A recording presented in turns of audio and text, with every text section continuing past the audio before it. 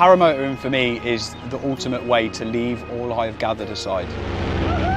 I can leave my problems on the ground. It's almost as if stress and gravity don't have the same relationship that I do with it. I can go there, that's fine, but stress is like, no, stress can't fly.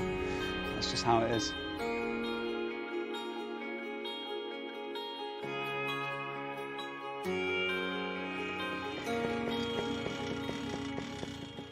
A paramotor is a two-stroke engine attached to a frame which you wear on your back like a rucksack, which you attach to a paragliding wing, and then you run into the sky. It's incredible. When I'm flying, it's like being transported to a whole new place, a new dimension, a new realm. Everything you've ever known as a scale of reference, it's gone. You know, the trees, the houses, the cars, everything that tells you where you are, nope, you've got to use topography. Even though you know somewhere like the very back of your hand, you've got to relearn it all over again. On the days where perhaps you can't get out of bed, I just go out and get in the sky, and the second that I get back down on the ground, I can do anything.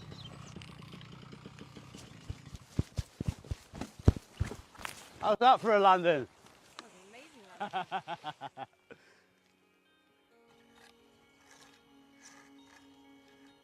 There are no tests or licenses required for this sport, which is amazing to consider. But obviously with it being aviation, you don't really want to be taking chances with stuff up there. People around here have coined a few names for me, the Flying Man and the Butt Fan Man, which is my personal favourite. But you know, generally speaking, they're all really happy to see me going along.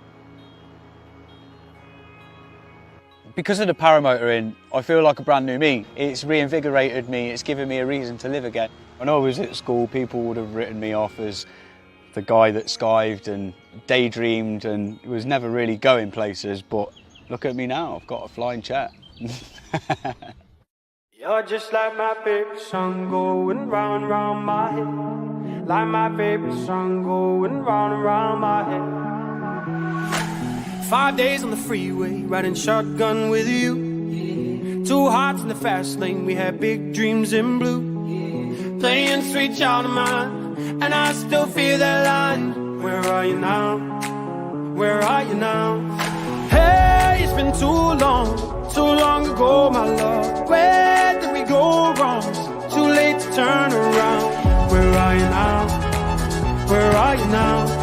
Hey, it's been too long. You're just like my favorite song going round and round my head. Like my favorite song going round and round my head. You're just like my favorite song going round and round my head. Like my favorite song going round and round my head.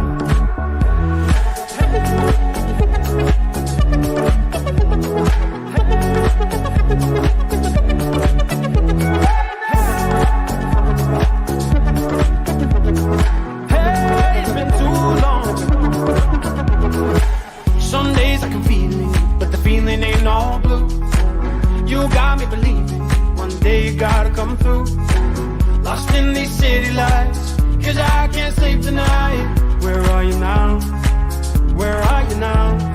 Hey, it's been too long ago, my love. Where did we go wrong? It's too late to turn around. Where are you now? Where are you now? Hey, it's been too long. You're just like my favorite song going round and round my head. Like my favorite song going round and round my head. You're just like my favorite song going round and round my head. Like my favorite song going round and round my head. If you want to share your story of how you got into the sky, hit us up. Wednesday night, 7 p.m. Central. We'll share your story. Happy Wednesday! Oh, I was muted. Let's try that again. Nah. How the heck are you, Steve? Rootin' tootin'. Rootin' tootin'. All right. Louise, how about you? Doing good. Did it stop raining? It stopped and then it busted open again today. Dang, girl. You need to come back up here. I should be flying tonight, but I'm here with you guys. Well, we're glad you are. And I just want to say quickly, thank you for everybody that did come out of the sky and sitting down watching us or driving or whatever you're doing. Start with John Wayne and Steve English, who I met this past weekend. Angie Brum is in here.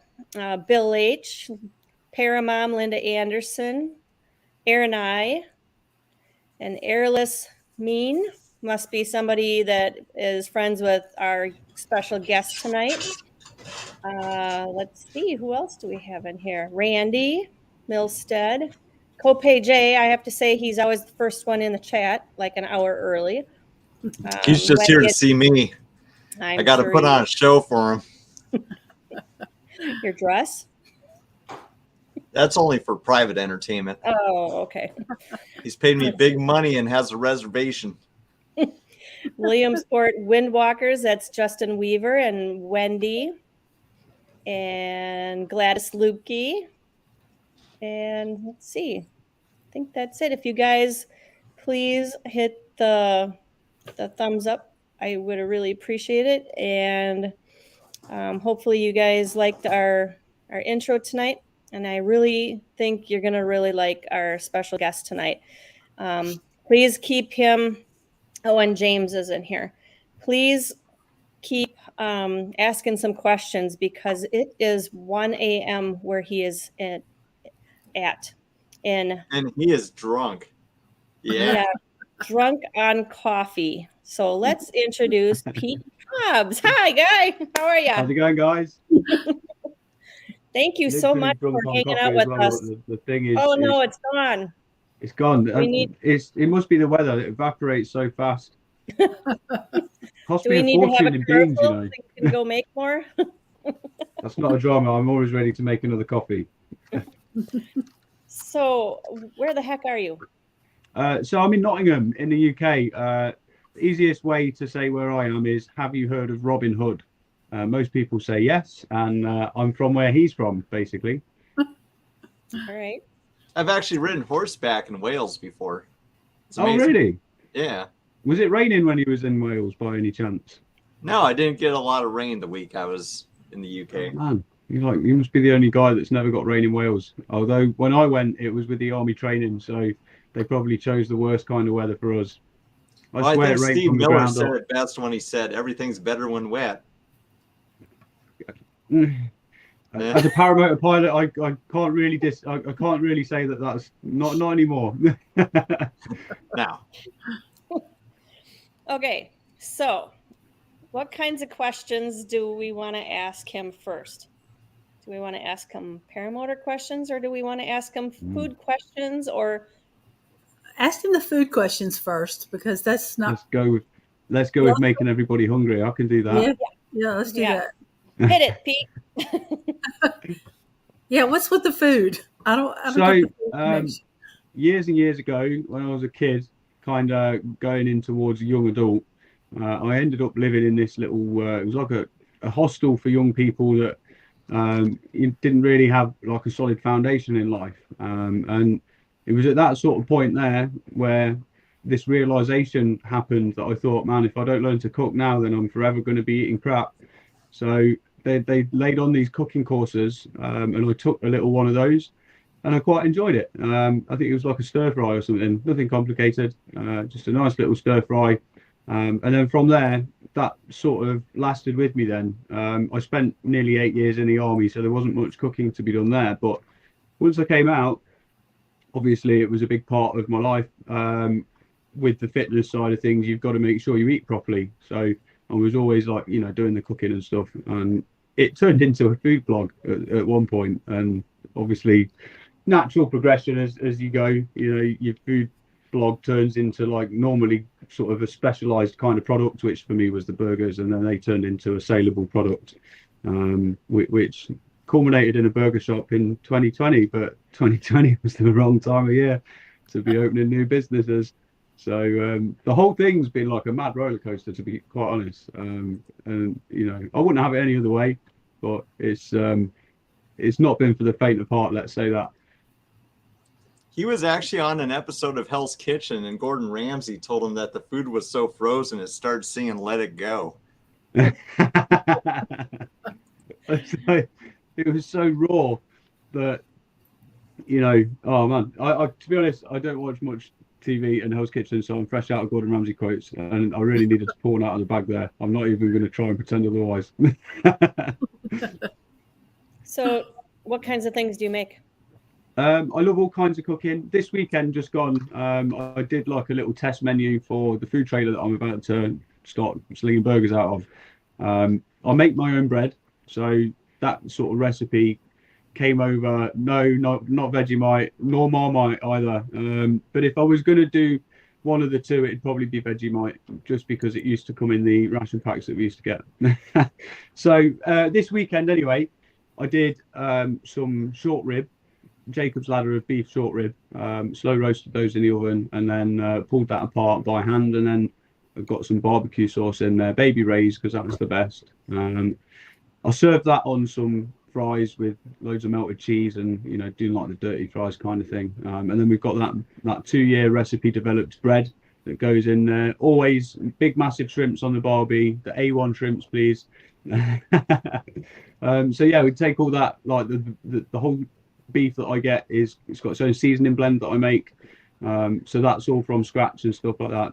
You're more than welcome. I, to be honest with you, I was 3 weeks away from going on tour, and I had an accident. So we'll go into it a bit more later on, but I ended up getting medically discharged, and I never got to go out there to do my thing as a searcher, which was a bit, you know, it's one of those things. You spend like, it must have been 14 months doing the training for it, and then I watched everybody else go out there, and then that was me. Like, my career was done. So life often gives you, as they say, lemons, and you can either sit and feel bitter, or you can make lemonade.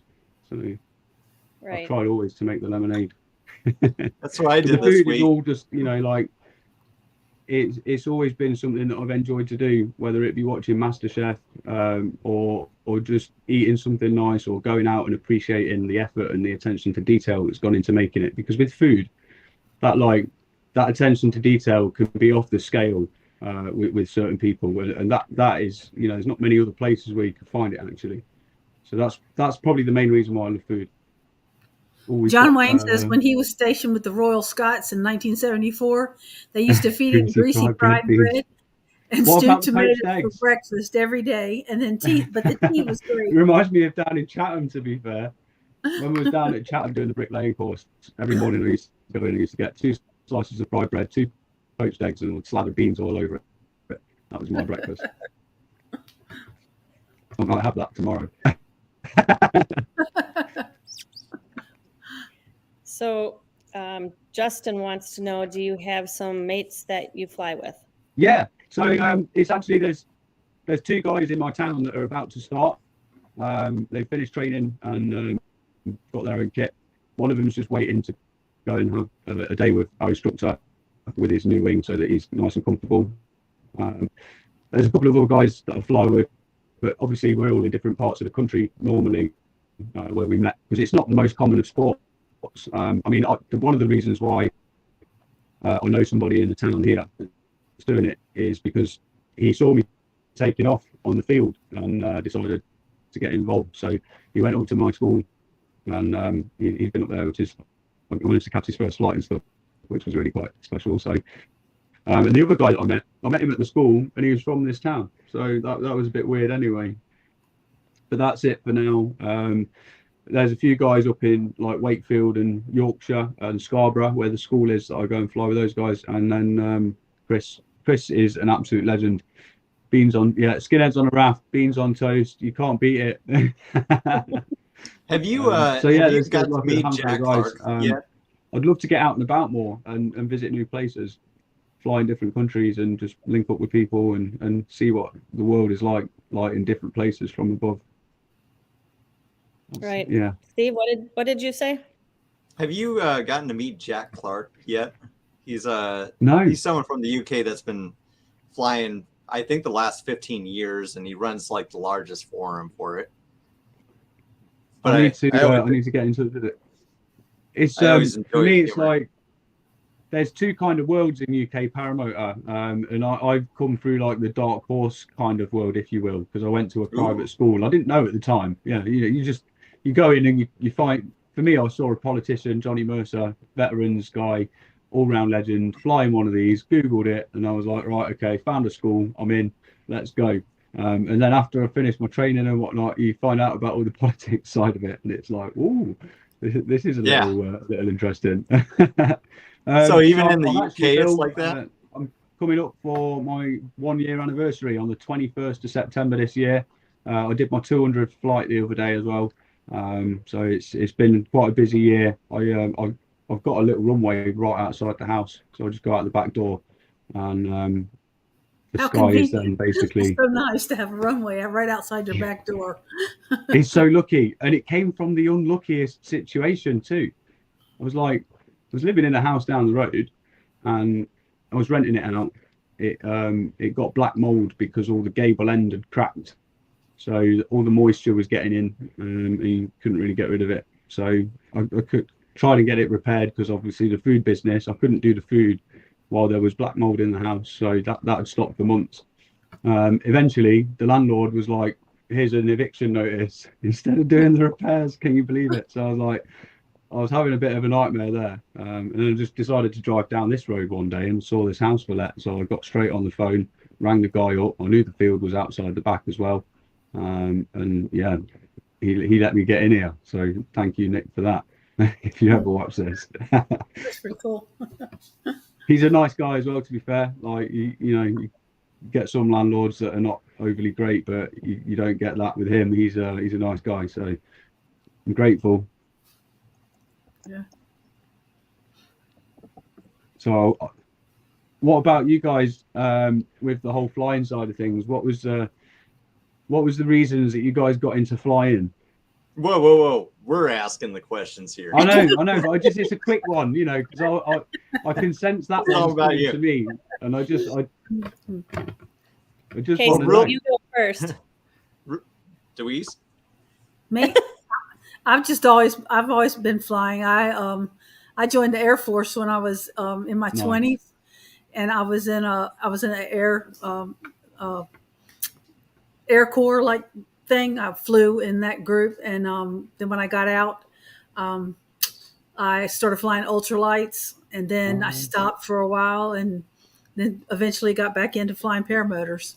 So Awesome. I just like it. I like flying. Yeah. What would you say is your favorite flight, sort of favorite method of flight? Me? Yeah. Paramotors. Awesome. Yeah, I think I'd have to agree there. What about you, Steve? What got you into it? I got into it because my life went into an utter dumpster, and I promised myself when I found something good, I would commit to paramotoring. I did. I trained about 1.5 years ago, but I've only been flying regularly for a year. But within the past year, I flew almost like a lot of the U.S. Like, it's crazy. Man. I went to a ton of fly-ins, and then people, I don't have a fancy fly-in style, but people generally know me because I've got a pirate hooker outfit that sometimes I'll go and fly in, and I'll just be utterly ridiculous. And love it. And it's worked out. I made a lot of friends, and I love it. Yeah, man. I'm going to have to get a Robin Hood outfit. I've spoken to the guys at the local council about this. So you do Robin Hood, I'll do Maid Marian. I have no deal about it. Just watch out after I've had a beer or two. Yeah. Trust me, I give to the poor in ways they don't want. I'll make you feel rich. Don't you worry. So Jade, what about you? What got you into the flying? Come on. I've got a husband that likes to do everything and anything. He doesn't stop learning, and he wants to enjoy life to the fullest. And he said he wanted to do this, and it was just as COVID was starting. So we drove 3.5 hours south and met with an instructor, and I just figured I'm going to take my iPad and I'll video on the lawn chair. I'm fine with you going up. I don't like roller coasters. I'm afraid of heights, everything. And he's like, no, I want you to do this with me. And I'm like, oh my God. Oh, so no. I'm the easygoing wife that goes along with everything. And I took the class with him. And man, I need one of those. Yeah. I bet you fell in love with it straight away, though, didn't you? They what? I bet you fell in love with it straight away, didn't you? As soon as you got up there. I think after this past weekend, I think I fell in love with it more. Yeah. You've been flying your butt off lately. Yeah. Yeah. I saw you doing some little wingovers the other day as well. I rated that. Nicely done. I heard you giving it. Woo! Yeah, I got that new wing, and I'm really starting to like it. And then I did it some last night, and I had my stepdaughter video me, and Wendy, I was right. I feel like I'm doing this, and I'm doing this. Like on the video. No, it's crazy though. You know, when you look back at it, when you start doing bigger ones, you'll look back at those and you'll be like, I felt like I was nearly going upside down and I was barely doing anything. And then it's crazy, isn't it? That happens to me too. I love them though. Like the sky roller coaster thing is exactly, for me, that's exactly what it is. It's a roller coaster in the sky if you want it to be. You just decide where the track's going, and that's about it. Right. That's exactly it. It's the best thing, isn't it? Yes. So I fly, I've got a mini plane ABM flex frame with a Mosta 185. It's a Mosta 185 classic with a clutch. Would it not be a classic? That would be the next one, wouldn't it? It'd be the Dark Evolution. It's clutched anyway. It's done about 120 odd hours. It's been rebuilt recently, and I'm matched that up with a 20-meter Luna 2, Bruce Goldsmith. It's a pretty fun wing, to be fair. I quite like it. It's a B wing. Yeah. I went straight onto that after passing my training, but it was not everybody would get through their training at the rate that I managed to, and I don't know why it was. Maybe there was just stuff in life that was cross transferable. I mean, I did 8 years of ballroom dancing when I was a kid, so as soon as I got dancing under that wing, it was a quick sort of click there. Now we got an activity we can do together. I fell in love with the sport instantly, so I became like a sponge for it while I was learning, and I think it's, if you really love something a lot like that, then it's every moment that you're alive, you're always looking to learn something new about it. I've become a total weather nerd. I can't stop looking at clouds. Oh, favorite place. Yeah. Favorite place you've ever flown? Ooh, that's a tricky one. Because the first time I ever flew was in the most incredible sunset that I've still ever seen. I've not seen anything quite like it. But then to come to your hometown, and you guys will know this, when you take off for the first time at home outside of your school, somewhere that you know incredibly well, like the back of your hand, it becomes brand new again. And that is quite a weird experience. So that's right up there for me, right up there. But I think it's got to be Mam Tor and Winnets Pass in the Peak District. And there's a reason why as well. And it's because it made me feel so small and insignificant. I was like, this is not a mountain because it's only 1,600 foot tall. There need to be 2 in the UK, but it's still quite big. And I went 2,000 foot up above it and did what I thought was a decent kind of wing over. It was a little sort of whoop, but it made me feel so small and tiny. You know, like the thing that you get in the mountains when you just have that like grandeur of nature and you just feel small and tiny, like everything else is just massive and infinite and we're just this little thing. That it gave me that, and not many flights have done that for me. So that one, I think, Mam Tor. I have never gotten that feeling flying. Say again, sorry. I have never gotten that feeling flying of being made to feel small. Really? I've had too many relationships where women made me feel that way. What's the highest you've gone up? I've probably maybe 3,500. Nice. You need to go up some. I don't know Greg Anthony Harris and Cynthia, unfortunately, John. I do. If I ever do though, I will that will be in my mind. I'll be like, I've been asked if I knew you before. Skydiving. Yeah, fair one. I always wanted to do this skydiving. Never got around to it. Well, you can go with Steve. I booked myself one for this weekend. It's this week. Man. Yeah, you might get the feeling then. That Yeah. small feeling when you go up there and jump out of the plane. I've done it once before, but I was in a funk and I was like, I could fly, but I'm going to do a whole bunch. I'm going on a trip here soon. I was like, I want to do something different. So I'm going to go for a second time, but I broke my tailbone the first time. So hopefully I'm good on the second. Nice. Nice. Yeah, I've flown a few other places in the UK, Karen. Been to Cleethorpes, which is just near it's on the east coast near Skegness. There's been Hull near the Humber Bridge. We actually did a little flight around that as well with a few other guys. Started off a little bit inland, small, medium sort of, I think it's about 35-40 mile cross country to the bridge and then back. We did a little land out there as well. It was the first time I actually flew and landed in some other location other than where I took off from. And then there's been a couple in Liverpool, around Formby, which was really nice. That was with Chris, who's an absolute legend. Shout out to Chris if you're listening, bro. This is a great question. Nice. I think, to be honest with you, there was a time when I misjudged my landing slightly. Also, maybe not misjudged, but I didn't correct for a bit of crosswind, which I should have foreseen because there was an opening in the trees which would have created a channel of air, obviously, which is then going to change the direction of it hitting me, which caused me to turn slightly to the left whilst landing, and then I nearly crashed into a railing, but luckily the tree caught me and stopped me from going into the railing. That was quite scary.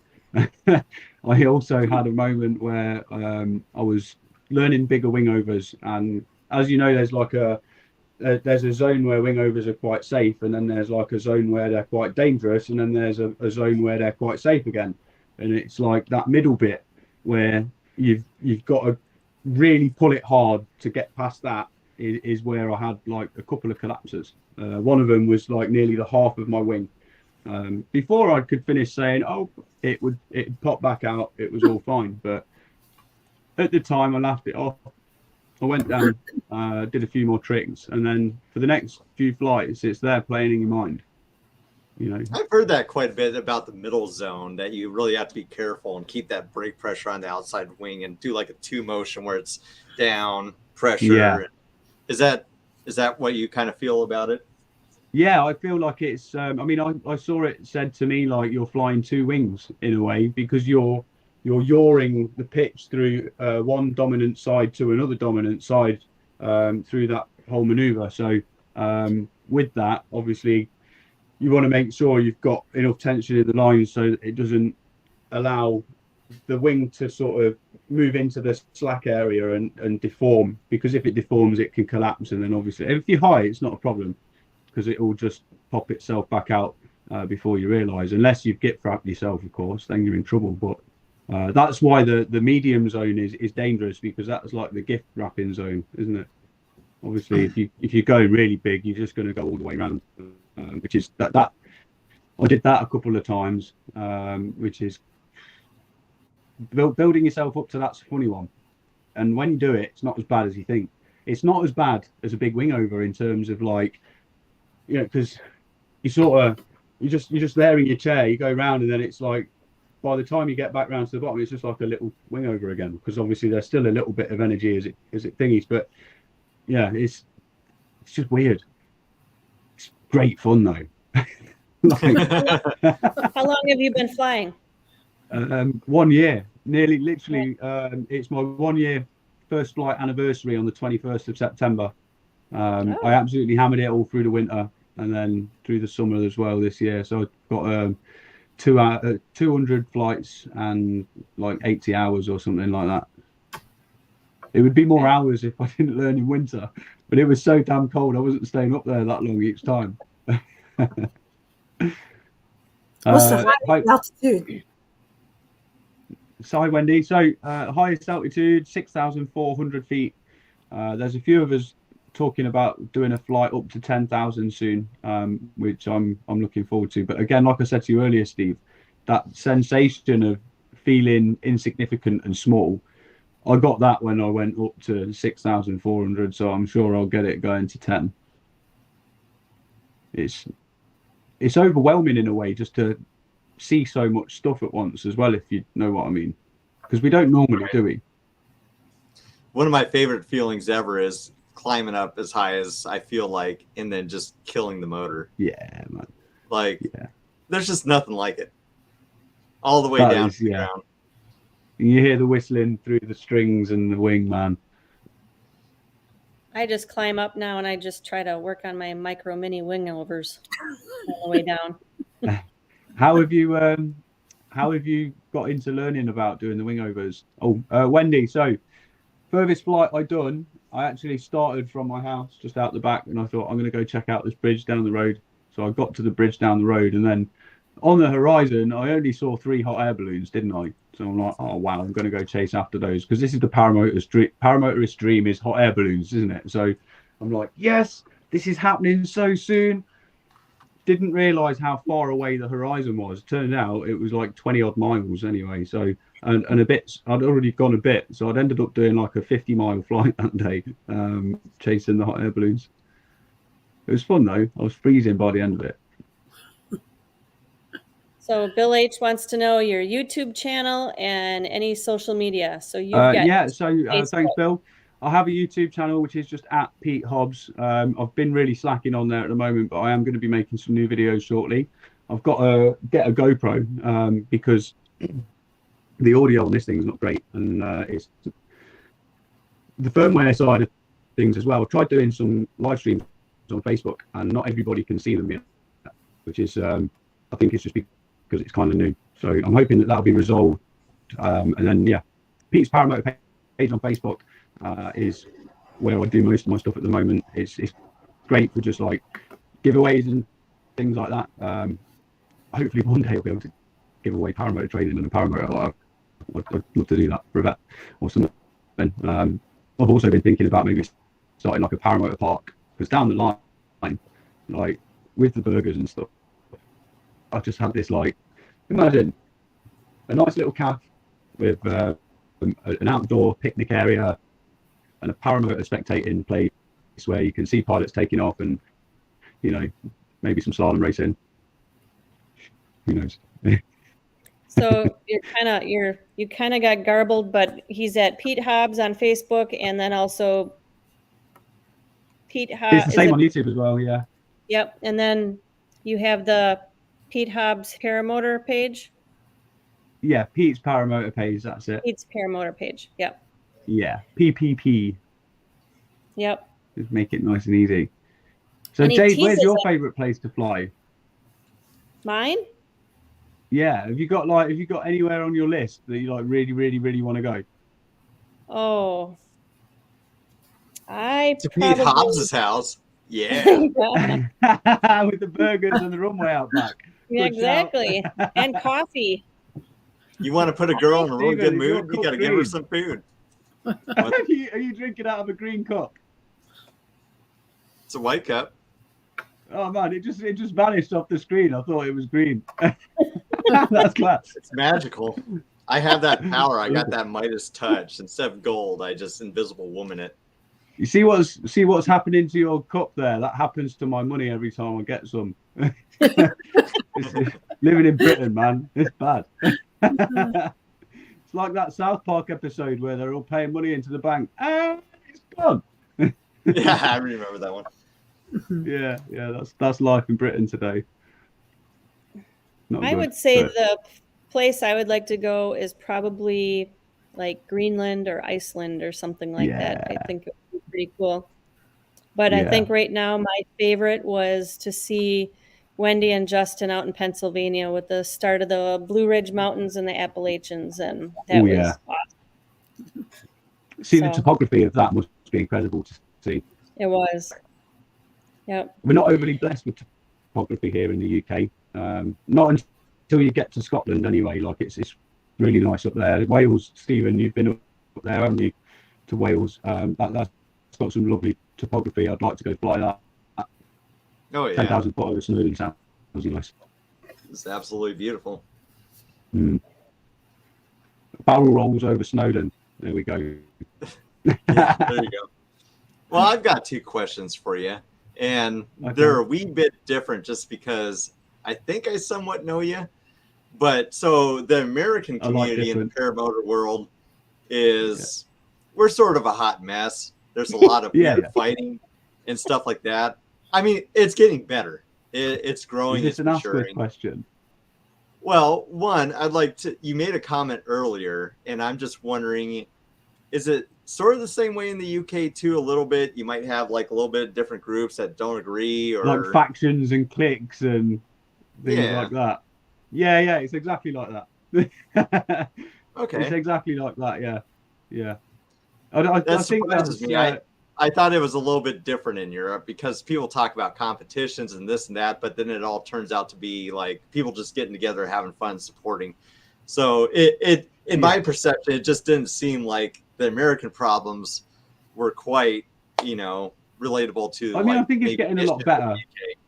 Okay. I think it's getting a lot better, man. The main thing that I would highlight if I was to observe from an outside perspective in the UK sort of scenario would be that there's 2 main sort of groups of pilot in the UK. There's either BHPA pilots or there's non-BHPA pilots, and that's pretty much. And what does that mean?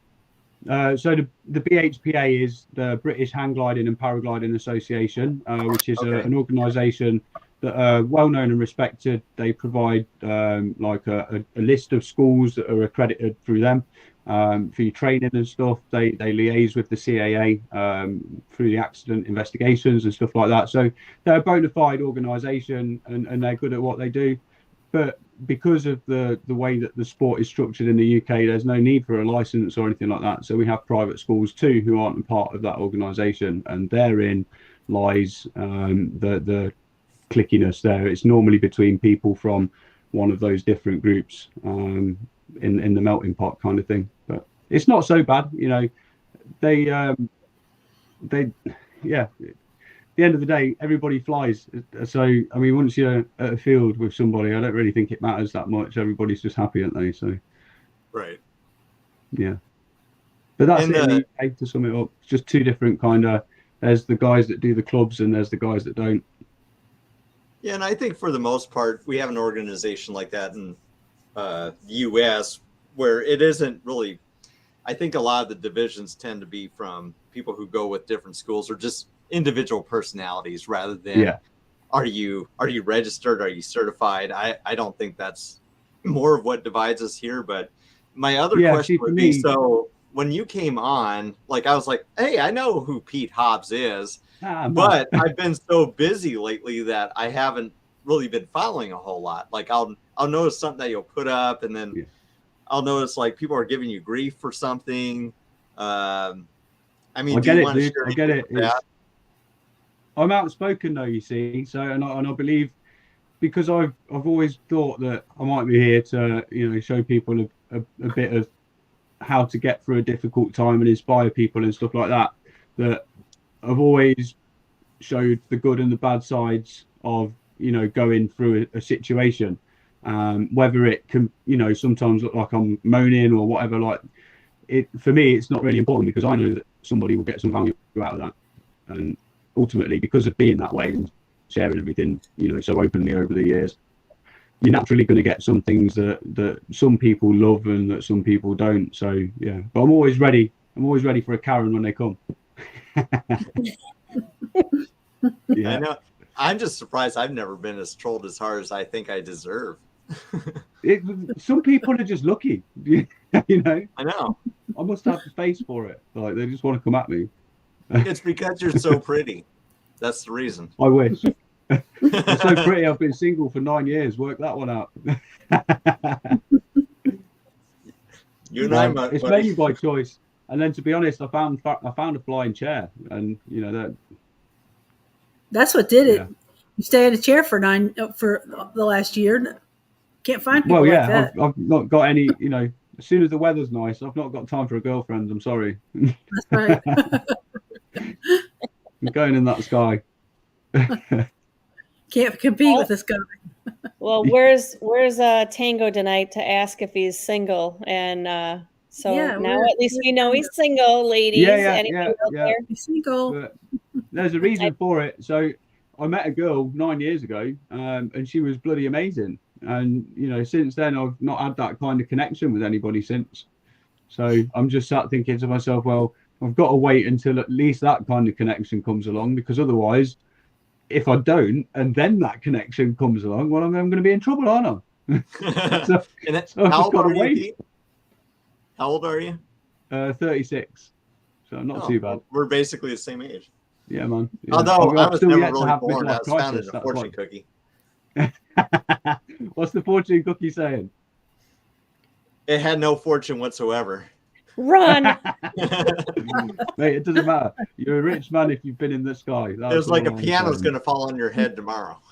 No way, no. And even if it does, it's only an electric one anyway, so it's not got the full weight. It's fine. Yeah, you only get a concussion. I need to play that thing more, to be honest. It's not had a look in since I got the paramotor,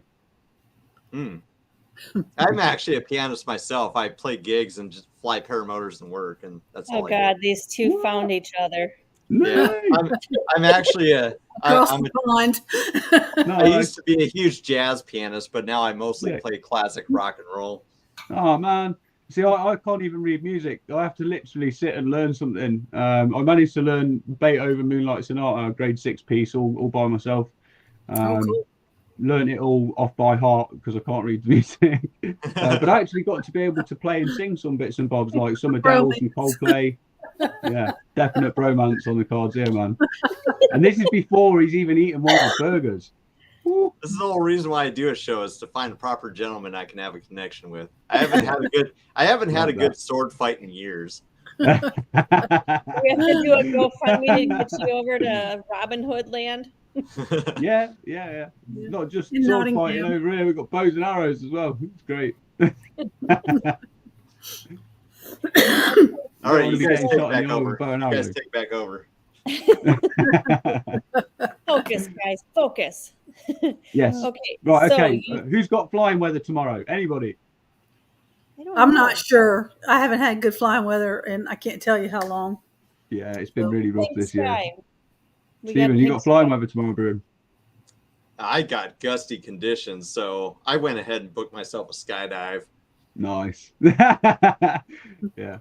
Going to be honest, I need to come out to the States. The thing is, chasing your dreams, often you spend a lot of periods during that whole process going up and down, both mentally, physically, and financially as well. So at the moment, holidays are off, but soon they will be back, because I haven't been wasting my money as such through the pandemic. I get an army pension from when I got military, my medical discharge. So that's all tax exempt, and I get that every month. So I try and snap all that away and put it to use where I can. And through that, managed to get obviously the tandem wing situation squared away, and a few other bits and bobs as well. So going forward, there's a few more things where I can earn a living from, and if I can earn a decent living, I could get on a plane to America, put the paramotor in the hold, and come shred with you guys, because I think that would be sick. So 100%. And then obviously we can compare recipes, and because I make all the bread and everything from scratch, pretty sure we'll be able to do it near on identical over there, because you're going to have the same stuff. So I used to bake my own bread too. I'm an extremely good vegetarian cook, although I'm not a vegetarian, but I've even done my own homemade beef Wellington with homemade puff pastry. Nice. See, the puff pastry, that impresses me more. The homemade puff pastry impresses me more than a homemade beef welly. Puff pastry is good. Pain to make. That's some time-consuming process right there, man. You girls can log off now. Off the hat there. I know. Might as well. We'll just go in the chat. Well, I can guarantee Eric would find a spot for you to stay here, seeing you're the foodie and you cook good food. So. Oh hell yeah, yeah. So one good thing about the States is that we do have amazing gatherings. where we can have upwards of 300 to 400 people gather at a site for a week and fly and have a lot of fun.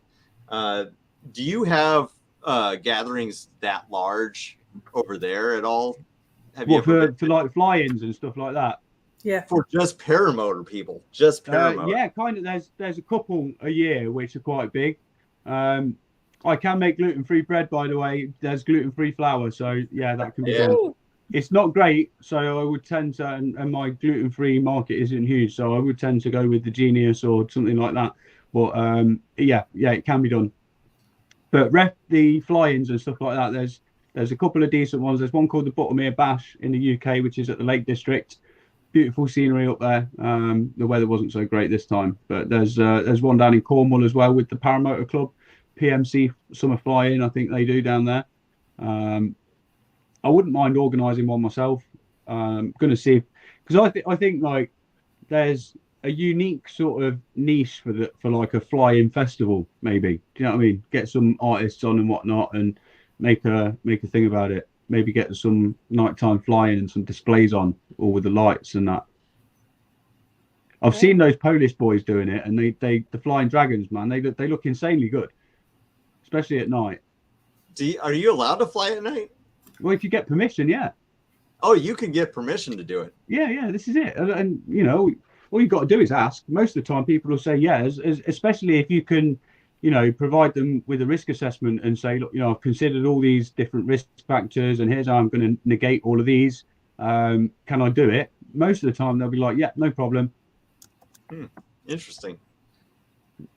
I was going to do though. So my local council got in touch with me, like, to ask me about doing some stuff for the county day, and it was going to involve flying over one of the castles and flying over the forest, the big Sherwood Forest as well. Unfortunately, because it wasn't passed through health and safety first, there was a bit of brakes put on it, and it was being done at short notice as well. So it's not going to happen this year, but next year it looks likely that it will. And that again is something that I had to do a large risk assessment and stuff for. You know, they want to make sure you're insured, this, that, and the other, which is fine because you can get the AXA cover, which is great. I don't know if you guys get that out in the States, but it's really decent. It's decent cover. 160 euros for the year. I've got 1.5 million of public liability with that, 12 grand's worth of injury cover, and then if that's not enough, 10 grand's worth of rescue as well. So Cherry Picker and a team of tree surgeons covered.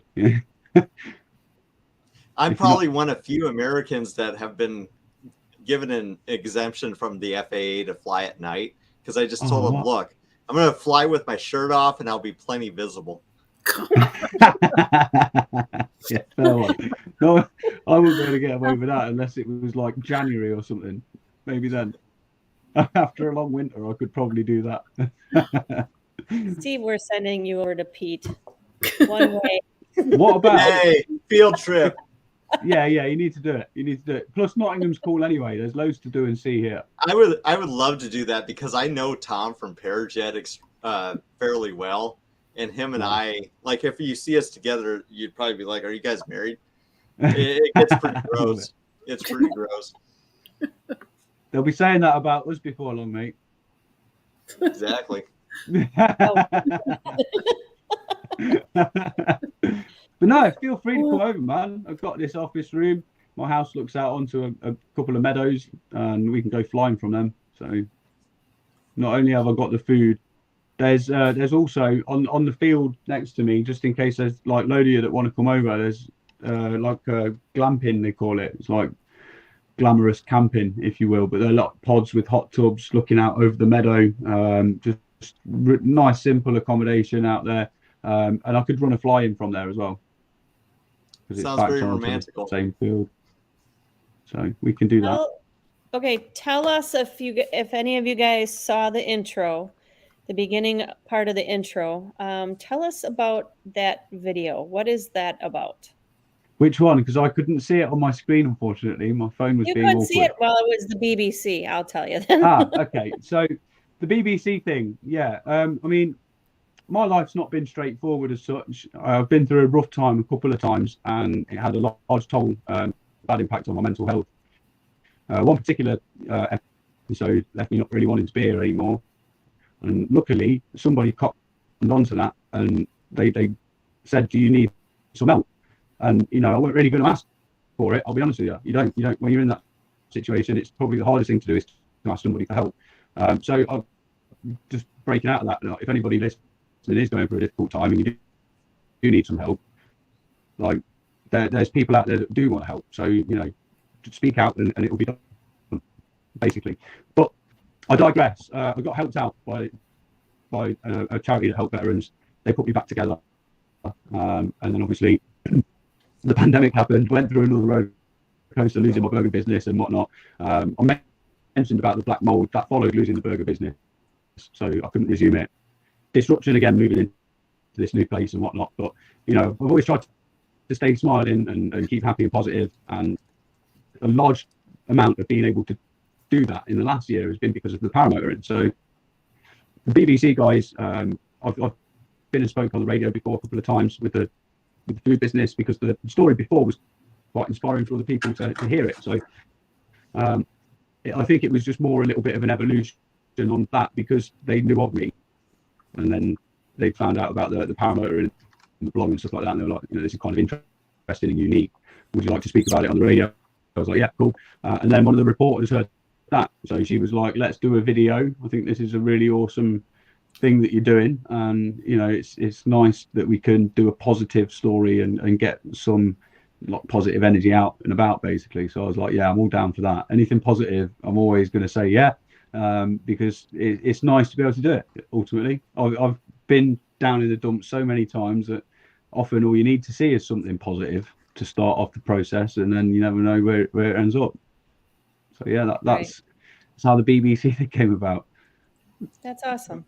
And I have too much. It was pretty cool. I saw that link somewhere and I didn't watch it yet. You don't have that on your YouTube. I'm like scrounging. No, I saw the link on Facebook. I'm gonna find it. I've got the link. I abandoned YouTube for way too long, and it was basically I just want to get better cameras and better audio, because there was a lot winding me up with the audio, and I'm like, it's not good enough, and this, that, and the other, and it's no videos is not good enough. So this, William, you're right, exactly that. And you know what? There's a tree called Hyperion, and it's the biggest tree in the world, and that tallest tree in the world started underground in a dark place, without no light, no nothing, and it grew out of that and became the biggest thing in the world. So be Hyperion. If you find yourself in a dark place, just grow out of it, and you will. You can. We all can. You got to rise like the phoenix from the ashes. Yeah. There's a guy called Jordan Peterson who has been speaking out quite a lot. He does this. I don't really follow a lot of his stuff, don't get me wrong, but I know of him, and I know he's got this thing called the self-authoring program, which is not a million miles away from how I think life is. Where he thinks that if you write things down, you can make them come into existence, and that's just because when you write things down into a list and you go and do it, you're actually turning a thought into action. And this is the thing, most people just think and they don't do the action afterwards. But if you do the action, and this can be in line with chasing after your dreams and stuff like that, all those little tiny steps add up to huge journeys over time, and that's all it ever takes. So people that don't give up on the dreams get there just because they kept going. And obviously if you give up, that's it anyway. Yeah. So that's the most important thing, is you just keep going. Like, don't ever just stop. Just get up and go. Just do it. Don't think about it. Just go. If you need a rest, have a little rest. But by God, get up and go again every single time, and do it with a smile on your face as well, because that's up to us. That is, if somebody's taken that smile off your face, they've defeated you, and you can. It's the Daily Stoic. There's that thing called the Daily Stoic, where Marcus Aurelius and Seneca and Epictetus, all those Confucius, all those famous philosophers, they all have great thoughts that we can still use today, especially to help us to be positive. And here's the thing for me, I've never achieved anything while I've sat and felt sorry for myself, but I understand that I've needed to at times in order to, because you can't just, we're humans that feel emotions. You can't just be like, not feel this emotion today. That's it, done. You have to go through it, but obviously we can grow stronger at it, can't we? So this thing inside here, we can program it more than you realize. And I like to with mescaline. I prefer a joint, but to be honest, the way that I mean, I think that human consciousness is most affected by education, and you know, if we roll that back as far as we can, you know, it goes back to John D. Rockefeller, really, doesn't it? Back in the day when education went from being mainly private to public.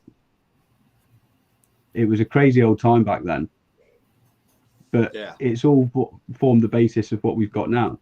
And most people, like off the back of John D. Rockefeller, he said, I want a nation of workers, not a nation of thinkers, didn't he? So we've all been taught to work and not to think. And it's like, I go up there in the sky and all I do is just think about the world and, you know, just pointless, aimless stuff. And I come down and I'm so happy. And then I see everybody that's living this work life chasing after the next consumer item, and they don't look as happy.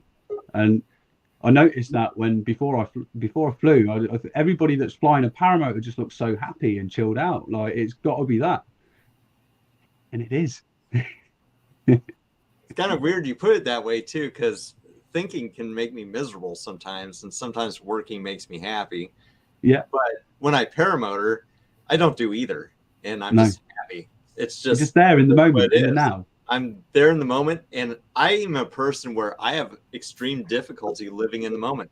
Yeah. Paramotoring is one of few things I get to do where it's like I'm in the moment, and if I feel great, I'm going to pursue it. Yeah, that's it, isn't it? Do you ski or board? Have I done skiing? Yeah, do you ski or board? I don't, but Jade? I did. Jade, we know you board, don't you? Yeah. Do what? What about skiing? I did water skiing and snow skiing. Did all that, yeah. The snow skiing, what did you reckon to it? What did I what? What did you think to the snow skiing? Oh, I love the snow skiing. I'm still kind of iffy on the snowboarding. What do you think about taking a wing with the skis? That would be fun, but we also did lessons with kiteboarding in the water. Ooh. So we did that, and I got up on the second day, but that wing scares the hell out of me. Yeah, I bet. I've seen those guys get pulled up in the air like 40 meters and that. And I got pulled up in the air on a field. Hey, Pete, I'm going to let you know that I sent out a link to see if anybody wanted to join in the show before we say goodnight. So there's a couple people that are going to be joining in. So, okay. Awesome. Oh, I love that. So, thank you. Hi, Nick. How's it going? Angie, how's it going? Hey. Hi, guys. So if anybody else wants to join in, we got a couple more slots. So if you guys want to say hi and be on the show for a little bit. But this dude has been up all day, and it's 2 o'clock in the morning by him. He's been doing a lot of 2 a.m. But I like to play with the crypto a little bit. So 2 a.m.'s not really too unsociable for me. Thank you for your time. No problem. Thank you for having me on. That's the main thing. Like, it was really nice to be asked on. So I was like, obviously we all have this amazing thing in common.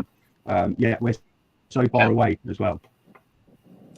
Hey Pete, especially for me. Are you, Shane? Ice. What were you saying? Shane's got icy conditions. Oh. Yeah. So he's got to be in the southern hemisphere, hasn't he? Because it's not. Yeah, I'm not. It's not icy in the north yet. Right. Still late summer here. New Zealand, maybe. Skiing and snowboarding on ice is not fun. John knows the stop. John's absolutely right. Yeah. Yeah, you're forever chasing new bits and bobs. I've just got a new camera. Let me show you guys my new camera. You're right, Gladys. I needed something. I was taking pictures from soul cleaning. Now that's a lovely way to put it. Gladys knows. Yeah. Mm-hmm. It's like deglazing the soul. Right. Like you would the pant. So we've got this little beast. It's Sony Alpha Beautiful. A7R3. Because I was taking pictures from the sky with the iPhone and it was just not doing enough. This thing's got Not the 42 same.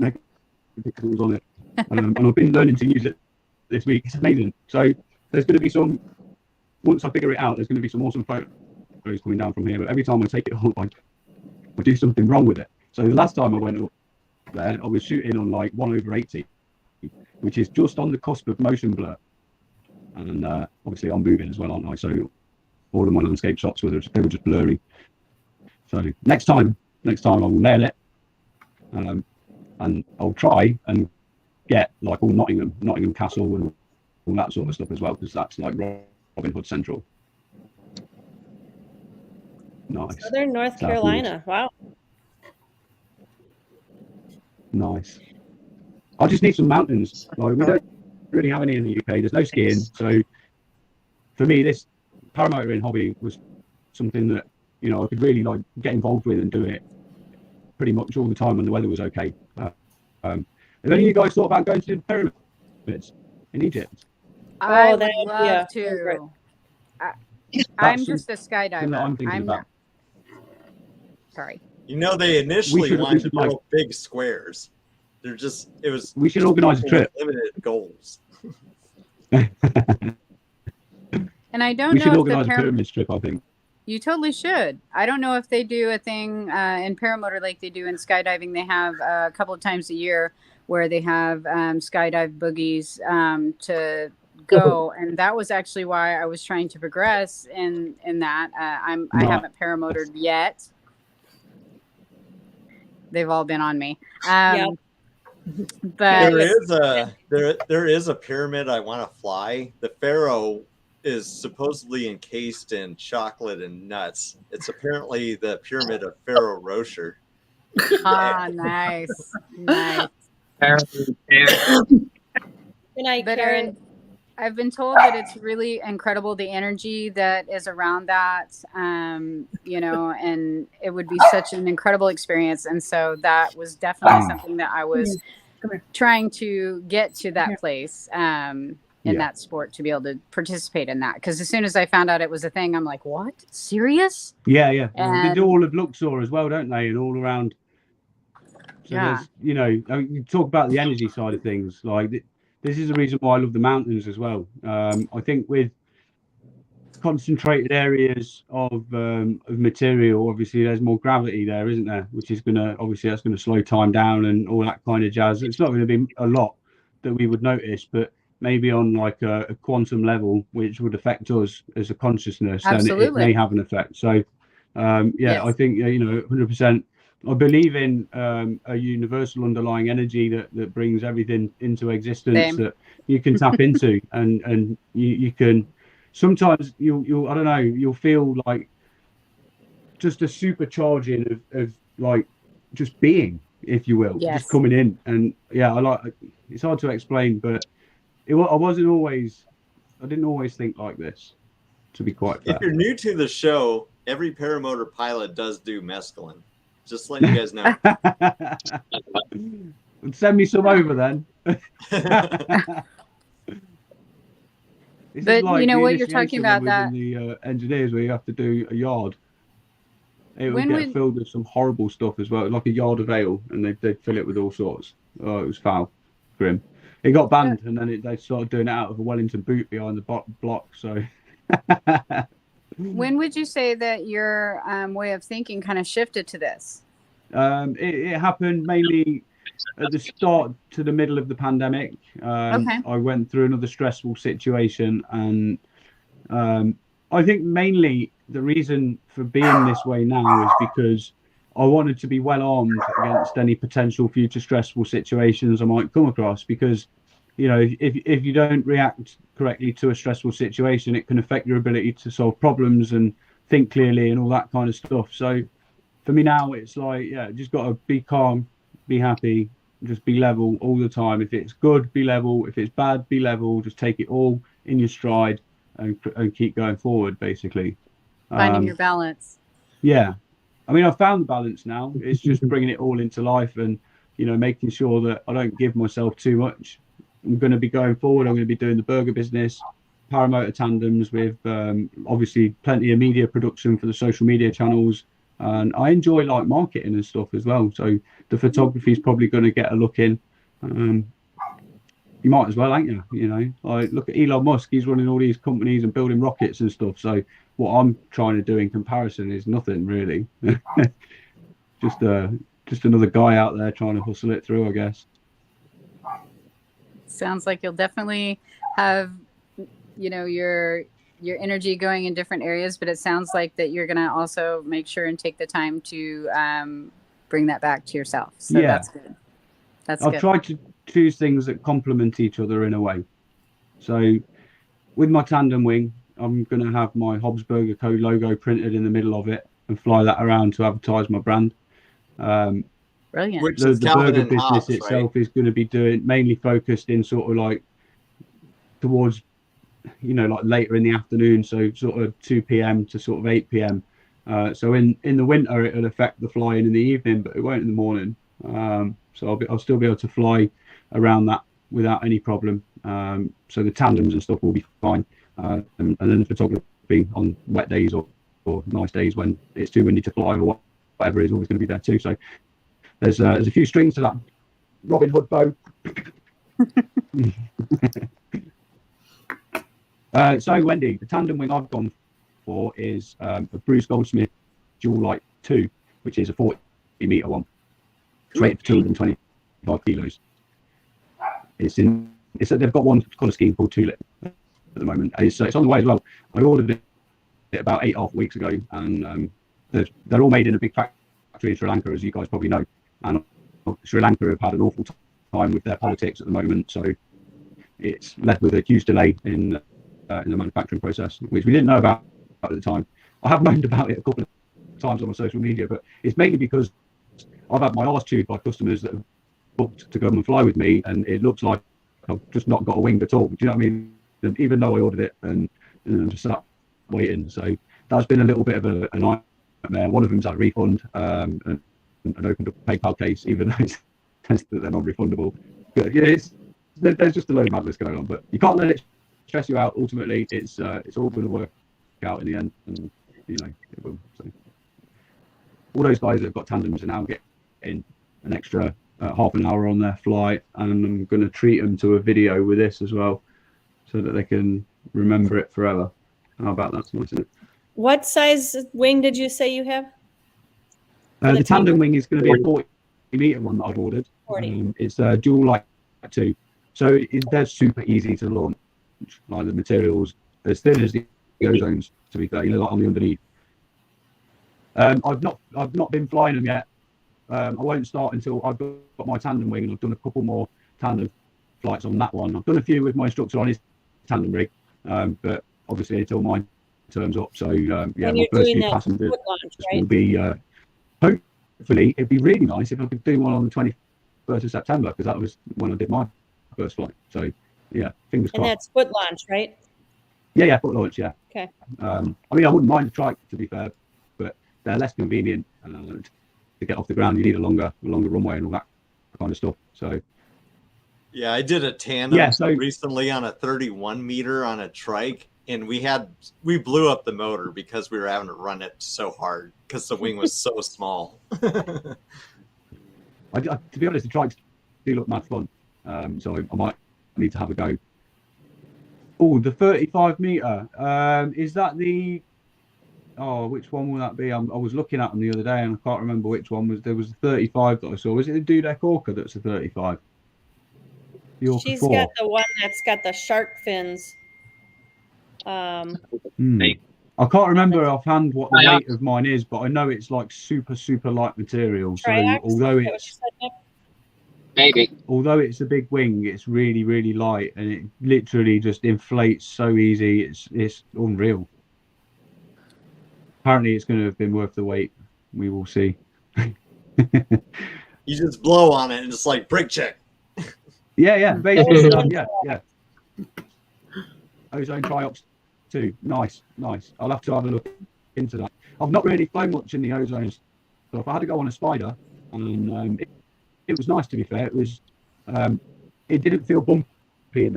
With my Luna, it's like kind of sporty, if that makes sense. It's like driving on coilovers.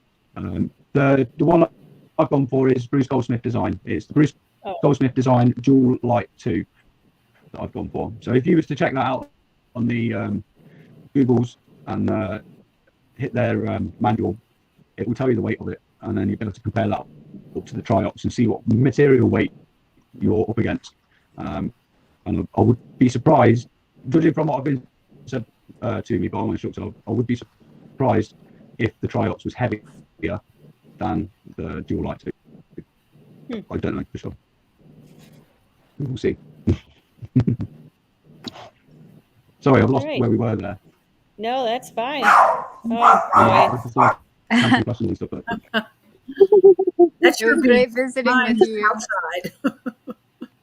Sorry, say again. Gotta run, guys. It was great visiting with you. Oh, you I gotta go get a boy out of the shower. See you later, Angie. Feels, Ange. Bye. Bye. Stud Muffin, yes.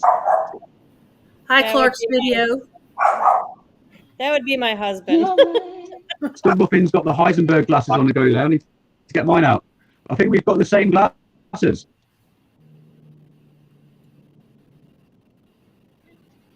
Do We've what? got questions coming. He speaks as much as Heisenberg, so there you go. Yeah, man. I'm sure I've got the same glasses as Stud Muffin. I don't know where they are, though. They're downstairs somewhere. So again, I want to just thank everybody for joining us tonight, and we got a couple latecomers. Fly Baby Fly, Clark's video. He's also in Wisconsin by us, and just Awesome. say again, Wisconsin. Yep. Yo. Thank you to everyone that has joined us tonight. And Pete, you were amazing. Thank you. So you guys, it's been absolutely amazing to come and chat with you. Like, I've really You've enjoyed gained it. like 25 new paramotor friends. I'm going to have to get back on my YouTube. And not just friends, how you've set but this only thing up fans. so that we can have like a multi-screen, if you will, so Yeah. that I can talk to all the people. I need to sort my laptop camera out because that didn't work, did it? So that was a bit. Oh, Fly Swamper was just lurking. So Fly he's been Swamper? here. Fly Hey, Swamper. Fly Yeah. Swamper. Yeah. Thanks Yeah. for lurking. Yeah. Thanks for lurking. Thank We love you. So Yeah, I'm definitely going to get. JP I need to get this up JP online. Kula was on here earlier. Yeah, he was. But yes, thank you very much. And I'm probably going to shut down the live because There's Mad everybody's Swamper. starting. Yep, he was in there. People are starting to kind of drop like flies. So Yeah. if you guys get a chance, go on YouTube again and rewatch the beginning. It's a pretty cool intro that we put together with Pete and his video with the BBC, and talks about Thank you for that. all by the way. about him and his life. So, but yes, you have gained at least 25 tonight, new friends. So please keep in touch. Thank Please, God, not pounds. Thank you, guys. please But- keep Hold on. watching. Wait a second. If we don't see you on the air, we'll see you in the air. We need to link Yeah. up, man. We need to link up. Like, Dude, Oh, you we have to will wait in more till I'm ways than done. one. oh yeah. Oh yeah. You've been a Make sure you good, get me on the Facebook very as well, good man. guest. And I don't know if we're all fully connected I'm on gonna there, do it so, right now. Let's make that happen as well. Yes, make sure you Can friend you do him. one of those photos? A photo? Of you guys? A photo. No, all of us. Yeah. There we go. Oh, screenshot. Please. And Stud Muffin. Okay. Weisenberg over there. Love that. It's done. There it is. All right, hang on. Back of your head. Trying to figure out how to get the scrolling off of here. I need to figure all this stuff out so that I can. I'd like to do these multi-screen lives. Because to be honest with you, I live on my own, so I could just like do one of these every night and just hang out. We've got like it'd be cool. That like I'd like that. This is a lot easier. Finally, I've got company. I'm not going to be alone anymore. I live on my own. I've got my cats. Yeah. Obviously, you heard the state of Poachy earlier, man. He's loud. Yep. So I've got companionship. Yeah. I've just got loud companionship, but it's better than an empty house, man. So he's been missing for like 6 weeks as well. Well, now we got virtual long distance companionship. Exactly. Just call it Stud Muffin's out and about. He better be coming home. So he was out at the airport training tonight. I see him in the car. He's back in the car. I can hear you. Stud Muffin. I can hear you guys. I don't know if you. you can hear me. We can kind of see you. We better can hear be you on your way home. I am. Love it. Did you want to ask Pete anything, Eric? Yeah, I do. I want to talk to him, so don't let him go until I get home. No worries. All right. Well, let's cut the live, and if anybody wants to join, the link was in the chat. So we got a little bit of room for a couple more people, and awesome. Otherwise, we'll see you guys next week. And in the meantime, keep flying safe, everyone, okay? Fly safe, guys. And don't forget to barrel roll when you feel like it's time. Right. Keep on smiling. Keep flying safe. Good night, everybody. Good night, guys. We're caught in the